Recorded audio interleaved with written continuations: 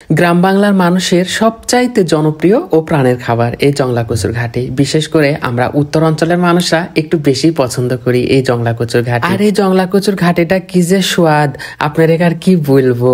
আপনারা যারা কোনোদিন খাননি তারা আসলে বুঝবেনই না এর স্বাদ কি। তো আজকে এই যে দুপুরবেলা আমার বাড়িতে আবার ধান সেদ্ধ শুরু হয়ে গেছে। গতকালকে ধানের কাজ ছিল, আর আজকে আবার ধানগুলাকে সেদ্ধ করব। এই জন্য আমার শাশুড়ি মানে তুলির মা আছে, আমার ফুপু আছে, অনেকেই আছে। তো সবাই লাগেছে তুলিরে তোমার হাতে কচুর ঘাটি খাবো। সবাই মিলে যায় রাস্তার ধারের থেকে এই যে কতগুলো কচু তুলে আনিছে, আর সেই কচু এখন আমরা রান্না করবো। এই জন্য কচুগুলাকে আগে সেদ্ধ করতে চড়াই দিছি। আর এইখানে কচু সেদ্ধ করার পর সবাইকে মিলে ডাকে ডুকে বসায় দিন কচু ছিলাতে। আসলে এই কচুগুলাকে আমরা অবহেলিত কচু বলি, কারণ এগুলা বাড়ির আনাচে কানাচে যেখানে সেখানে হয়। এগুলাতে কোনো সার দেওয়া হয় না বা বিষ দেওয়া হয় না, কিন্তু এগুলা আবার সবাই খাইতেও পারে না। এইগুলা কিন্তু সবসময় পাওয়া যায় না। এই কচুগুলা শীতকালে বেশি পাওয়া যায়। আমরা গ্রাম অঞ্চলের মানুষরা শীতকাল আসলেই এই কচু খাওয়ার জন্য হুড়াহুড়ি করে কচু তুলতে যায়। তো অলরেডি আমাদের কচুগুলা বাছা কুচা শেষ এবং সেদ্ধও শেষ। আর ওই কচুগুলাকে যে আমরা দেশি চিংড়ি মাছ, এগুলো হচ্ছে পুকুরের যে ছোট ছোট চিংড়ি মাছ থাকে, সেই চিংড়ি মাছ দিয়ে রান্না করব। এর মধ্যে আর একটা কথা বলে নি আপনাদেরকে, আমাদের বাড়িতে আমার শাশুড়ি আসছে, তাই তুলি আমার শাশুড়ি মায়ের জন্য এই সুন্দর একটা কমফোর্ট কিনে আনছিল। আমার শাশুড়ি অনেক আগের মানুষ, তাই কমফোর্ট কখনো দেখেনি, আর ছোটবেলা থেকে কাঁথা গায়ে দিয়ে মানুষ হালকা শীতে। তো তুলি ভাবছিল এবার তার মাকে কমফোর্টে ঘুমাইতে দিবে, এই জন্য কমফোর্টটা আমরা নিয়েছি। এত সফট আর নরমে কমফোর্ট সেটটা, আর কাপড়টা 100% সুতি, সাথে 2টা মাথার বালিশ এবং একটা কোল বালিশের কাভার।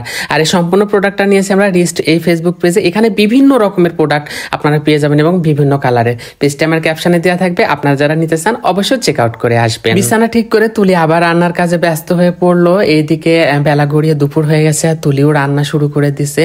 তো এই কচু রান্নার জন্য একটা স্পেশাল মশলা থাকে, তার নাম হচ্ছে রাঁধুনি। আর এই রাঁধুনিটা কচুর সুজি রান্না করুক বা কচুর শাক রান্না করুক বা কচু রান্না করুক, এই মশলাটা দিলে তার ঘ্রাণটা আরো বেশি হয়। আমি কিন্তু আপনাদেরকে প্রত্যেকটা ভিডিওতেই প্রায় বলে থাকি যে আমরা কিন্তু আপনাদেরকে কোনো রান্না শিখাই না বা রেসিপিও শিখাই না। প্লাস আমরা যেভাবে রান্না করি, মানে তুলি যে স্টাইলে রান্না করে, সেটাই শুধু আপনাদের সঙ্গে শেয়ার করার চেষ্টা করি। জানি না কার কার ভালো লাগে বা কার কার ভালো লাগে না, তবে আমার কমেন্টসগুলো দেখে প্রায় 90% মানুষই তুলির অনেক প্রশংসা করেন রান্না। এই জিনিসটা আমাদের খুব ভালো লাগে, আর সেই কারণে আমরা আরো বেশি বেশি রান্নার রেসিপিগুলো আপনাদের সঙ্গে শেয়ার করি। তো এই তো আমাদের মশলাটা কষানোর পর কচুর দলা পাকানো কচুটা দিয়ে দিলাম। অনেকে আবার এখানে এই কচুটাকে পানি দিয়ে ফ্যাসফ্যাসানি করে পাতলা করে ঢেলে দেয়। আসলে ওই কচুটা তখন কিন্তু টেস্টি হয় না কষানোতে, আর আপনি যত গোটা গোটা কচু দিবেন তত টেস্টি হবে। অলরেডি আমাদের চিংড়ি মাছ দিয়ে দিলাম এবং এখানে কিছু তেঁতুল দিয়ে দিলাম। এখন অনেকে বলতে পারেন তেঁতুল দিলেন কেন? আমি হচ্ছে তেঁতুলটা দিলাম এজন্য, আসলে ওই যে এগুলা তো জংলা কচু, যদি মুখ চুলকায় তেঁতুল দিলে আর মুখ চুলকানোর ভয় থাকে না, সেজন্য একটু তেঁতুল দিয়ে দিলাম। তো আমাদের রান্না প্রায় কমপ্লিট। এখানে এই যে মশলার গুঁড়া দিয়ে দিলাম 2 রকমের, আর মশলার গুঁড়া দেওয়ার পরে তরকারির কালারটা আরো বেশি সুন্দর হয়ে গেছে। আর এই জংলা কচুর ঘাটি থেকে ধোয়ার সাথে এত সুন্দর একটা স্মেল আসছিল, মনে হচ্ছিল এখনই খেয়ে ফেলি। তো এই যে চুলা থেকে নামানোর পর থেকেই মানে বাটাচুরা শুরু হয়ে গেছে তুলির। প্রথমে আমরা মেঘনার মাকে দিলাম, মেঘনার মাকে দিয়ে শুরু করলাম। আমার মেঘনার মা তো অনেক খুশি ওইটা পেয়ে।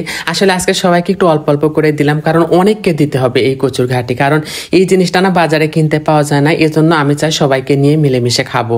তো চাচিকে দিলাম, আমার ফুপুকে দিলাম, আমার শ্বশুরের জন্য দিব, মানে সবাইকে প্রায় 8-10 জনকে দিতে হবে। তো যাই হোক, এই ছিল আমাদের আজকের ভিডিও। আমরা দুপুরে সবাই মিলে খেতে বসে গেছি।